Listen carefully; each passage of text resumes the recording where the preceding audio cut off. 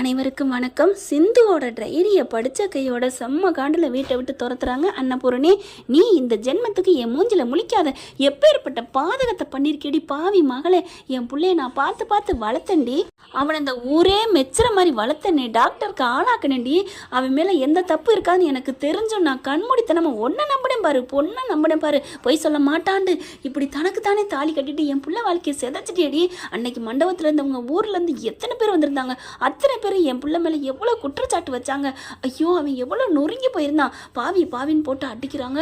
அவங்க அப்பாவுக்கு அப்படியே ஹார்ட் அட்டாக்கே வந்துடுது. சிந்து, நீ இப்படி பண்ணிட்டியா, அடியே பாதகத்தி, மாப்பிள்ளையை நான் தப்பாக நினச்சிட்டேனே, ஐயோ அப்படிங்கிற பைரவிக்கு தூக்கி வாரி போடுது. ஏன் சிந்து இப்படி பண்ண அப்படின்னு சொல்லிட்டு அப்படியே ஒரு மாதிரி யாரா டாக்டரே டாக்டரே அப்படின்னு சொல்லிட்டு மறுபடியும் பார்க்குது. இனி ஒரு நிமிஷம் நீ இந்த வீட்டில் இருக்கக்கூடாது. என்னடி டாக்டரே, என் பிள்ளைய நீ என்னென்ன ஏமாற்றி பண்ணன்னு எனக்கு தெரியாது நினச்சிட்டு இருக்கியா? நான் தான் அன்னையிலேருந்தே சொன்னேனேக்கா. உடனே மகா பயங்கரமாக சும்மாவே ஆடும். இப்போ சலங்கை கட்டியாச்சு, பிடிச்சி தரன்னு இழுத்துட்டு வருது. அன்னபூர்ணி, வீட்டை விட்டு வெளில போ, இங்கே இருக்கவே கூட, தப்பு பண்ணுறவங்களுக்கு இந்த வீட்டில் இடம் இல்லை அப்படிங்குது. அப்போ இத்தனை நாள் நீ தப்பு பண்ணி வச்சுருந்திய, உனக்கு என்ன தண்டனை அன்னபூரணி அப்படி தானே அங்கே தோணுது கேட்கணும். ஆமாங்க, சிவாவுக்கு இப்போ தண்டனை சிந்து பண்ணிட்டான்னு கொடுக்குற, சிவாவை தாலி கட்ட வச்சியே, அவனுக்கு 1 வருஷம் தண்டனை கிடச்சிருக்கே, அதுக்கு உனக்கு என்ன தண்டனை? அது அப்புறமா அது சொல்லுவாங்க. இப்போ பார்த்தீங்கன்னா வெளில போவும், பெட்டி படிக்கலாம் தூக்கி போட்டு கிளம்புடிங்கிறாங்க. சிந்து அழுதுகிட்டே இருக்காங்க. சிவா மேலே எந்த தப்பும் இல்லை, டாக்டர் மேலே எந்த தப்பும் இல்லை, என் மேலே தான் தப்பு எல்லாம், என்னை மன்னிச்சிருங்க, நான் டாக்டர் மேலே உயிரே வச்சிருக்கேன் அப்படின்னு சொல்லி அழுகுறாங்க. அழுதுட்டு இருக்கலே, நீ இனிமேல் இங்கே இருக்கக்கூடாதுடி, உன்னை பெத்த பாவத்துக்கு நாங்கள் வேணா வச்சு கஞ்சி ஊற்றுறோம், ஆனால் மாப்பிள்ளை முகத்தில் நீ முழிக்கக்கூடாது அப்படிங்கல. அப்படி டாக்டரேன்னு சொல்லிக்கிட்டே இருக்காங்க. பிடிச்சி இழுத்துட்டு போகிறாங்க வெளியில். உடனே சிவா ஓடி வராரு. சிந்து நில்லு அப்படின்னுட்டு டாக்டரே அப்படிங்கிறாங்க. அன்னபூர்ணி உடனே, டேய் அவளை ஏன்டா நீ கூப்பிடுற? சிவாவை பேச முடியாமல் தடுக்கிறாங்க. நீ எதுக்குடா பேசுகிற அப்படின்னு சொல்லிட்டு தடுக்கிறாங்க. அன்னபூர்ணி, நீ பேசாத, நீ பேசாமல் இரு, நான் உன் வாழ்க்கையை தப்பு பண்ணிட்டேன், உன்னை நான் தாலி கட்ட சொல்லியிருக்க கூடாது சிவா, என்னை மன்னிச்சிருந்த பெரியம்மாவை. ஐயோ பெரியம்மா, அன்னைக்கு நீங்கள் பண்ணது தப்புனா இன்னைக்கு நீங்கள் பண்ணுறது அதை விட பெரிய தப்பு பெரியம்மா. என்னடா சொல்கிற? வேணாம், சிந்து பாவம், அவள் ஏதோ தெரியாமல் பண்ணிட்டா. என்னடா தெரியாமல் பண்ணிட்டா? இப்போ அவன் மேலே உனக்கு இறக்கம் வந்துருச்சா? உன் உயிரை காப்பாற்றினா வச்சான்னு சொல்லிட்டு உயிரை விட மானம் பெருசுடா, அந்த மானத்தை வாங்கியிருக்கா இவ. அவள் எப்படா உனக்கு சரியாக வரும்? அக்கா நீ இன்னைக்கு தாக்கா ஒரு வாசகம் கொஞ்சம் நாள் திருவாசகம் சொன்னேன்னு மகாவுக்கு சந்தோஷம் தாங்கலை. அதுக்கு இடையில சைக்கிள் கேப்பில் இவங்க வராங்க. இவங்க பெரிய எந்த தப்புமே பண்ணாதவங்க, உத்தமை சிகாமணி வந்துட்டு நம்ம ஆள் இவங்க தாங்க. அவங்க பேர் என்ன, ஸ்னேகா.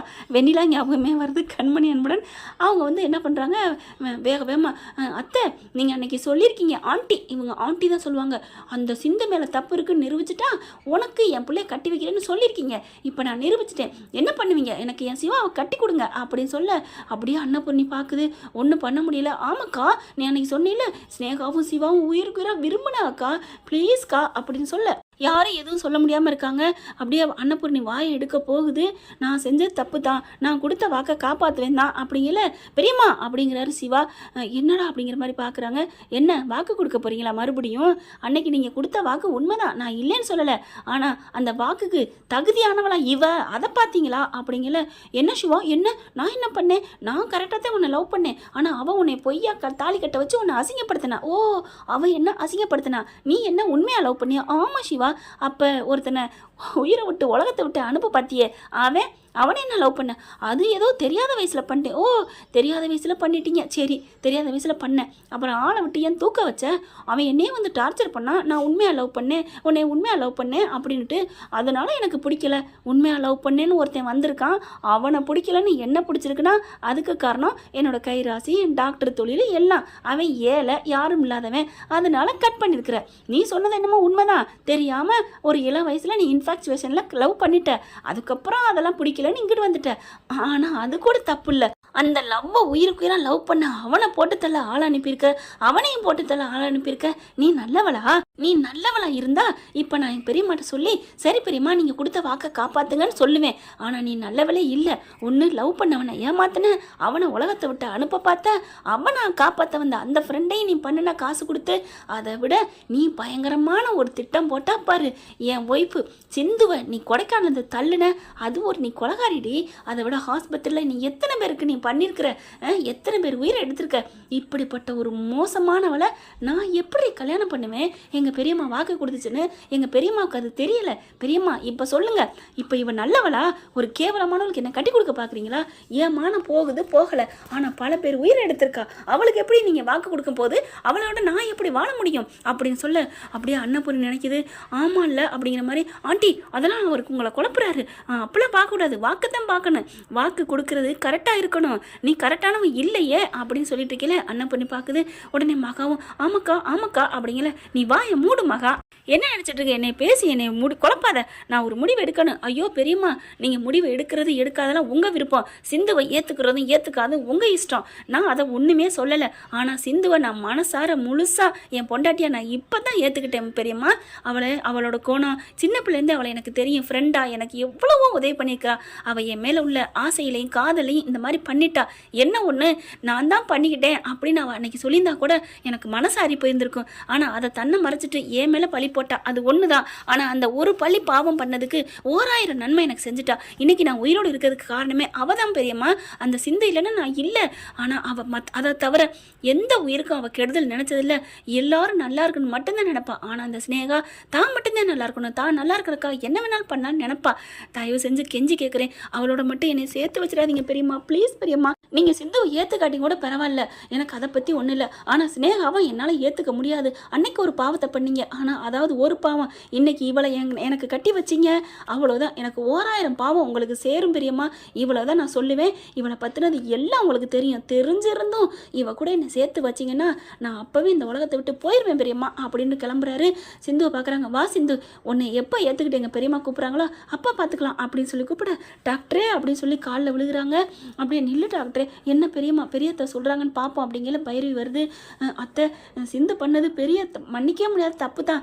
ஆனால் சிவாவே மறந்துட்டாரே, மன்னிச்சிட்டாரே, ஏற்றுக்கிட்டாரே, அப்புறம் என்ன அப்படிங்கல. உடனே வராங்க. இங்கே பாருங்க, என் பொண்ணு லவ் பண்ணியிருக்கு, நீங்கள் வாக்கு கொடுத்ததை காப்பாதையா, வாயை மூடியா அப்படின்னு ஆறுமுகம் வராரு. இந்நேரம் வரைக்கும் நான் வாயை மூடிக்கிட்டு நின்னதுக்கு காரணம் என்ன தெரியுமா? சிவா மனசில் என்ன இருக்குன்னு தெரியாமல் பேசக்கூடாதுன்னு தான். இப்போ முழுக்க தெரிஞ்சு போச்சு. சிந்து தான் அவன் மனசு முழுக்க ஆக்கிரமிச்சிட்டு இருக்கான்ட்டு.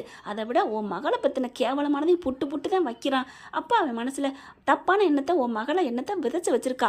அப்படிங்கல நான் இனிமேல் பேசாமல் இருந்தா அதுக்கு அர்த்தமே இல்லை. என் தம்பிக்கு பொண்டாட்டினா அது சிந்து மட்டும்தான். பொண்டாட்டியை இல்லாமல் போனாலும் கூட பரவாயில்ல. ஆனால் ஓன் பொண்ணு இந்த வீட்டுக்கு மருமகளை வரும்னு கனவுகளை கூட காங்காத. இங்கே பாரு ஆறுமுகம், என் பிள்ளைக்கு யார் வரணும் வரக்கூடாங்கிறது முடிவு பண்ணுறது அவள் பெத்த தாய், நான் பண்ணணும். என்ன சித்தி நினச்சிட்டு இருக்கீங்க? அவங்ககிட்ட இருக்க பணம் காசு தானே உங்கள் கண்ணுக்கு முன்னாடி தெரியுது. ஒருத்தனை உயிரோட போட்டுத்தள்ள பார்த்துருக்குறா, என்னென்ன பண்ணியிருக்கிறா.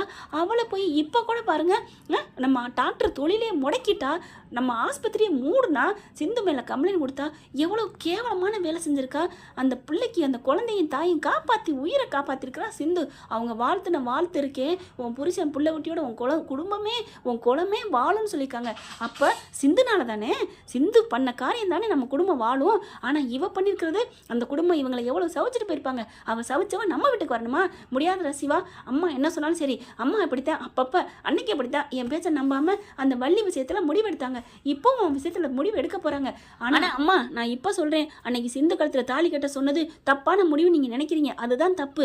அன்னைக்கு நீங்கள் பண்ணது கரெக்டு தான். அந்த கடவுளே வந்து ஆமான்னு சாதுக்கள் சொன்னாங்கன்னா அப்போ இவன் நல்லவ அவ கெட்டவன் தெரிஞ்சிருக்கு, அதனால தான் இப்படி பண்ணியிருக்காங்க.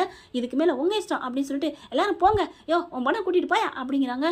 உடனே ஸ்னேகா, இங்கே பாருங்க ஆண்டி, எனக்கு வாக்கு வாக்கு பாக்குன்னு சொல்லிக்கிட்டு இருந்தா வெத்தலை பாக்கு போட்டு மெல்ற மாதிரி மெண்டு துப்பிரி ஓடுறே அப்படின்னு விரட்டுறாங்க. இது எங்கள் இடம், இங்கெல்லாம் வந்து நிற்கிற உனக்கு வெக்கமா இல்லை அப்படின்னு அடித்து துரத்தி விடுறாங்க. என்ன ஃப்ரெண்ட், அன்னபூர்ணி இந்த விஷயத்தில் என்ன முடிவெடுக்க போகிறாங்க? எப்படி முடிவெடுத்தா நல்லாயிருக்கும்? சிந்து அவங்க வீட்டிலே வச்சுக்கிறதா இல்லை சிவாவோட சேர்த்து வைப்பாங்களா? பொறுத்திருந்து பார்க்கலாம். தேங்க்யூ. இந்த வீடியோ உங்களுக்கு பிடிச்சிருந்தா தயவு செய்து லைக் பண்ணுங்க. இன்னும் அப்டேட்ஸ்க்காக சேனலை சப்ஸ்கிரைப் பண்ண மறக்காதீங்க. நம்ம கிட்ட இருக்க எல்லா சேனல்ஸோட லேட்டஸ்ட் வீடியோ அப்டேட்ஸ்க்காக மேல ரைட் சைடுல காட்டுற லிங்கை கிளிக் பண்ணி வாட்ஸ்அப் குரூப்ல ஜாயின் பண்ணுங்க. உங்களிடம் விடைபெறுவது நான் உங்கள் மெஹர்.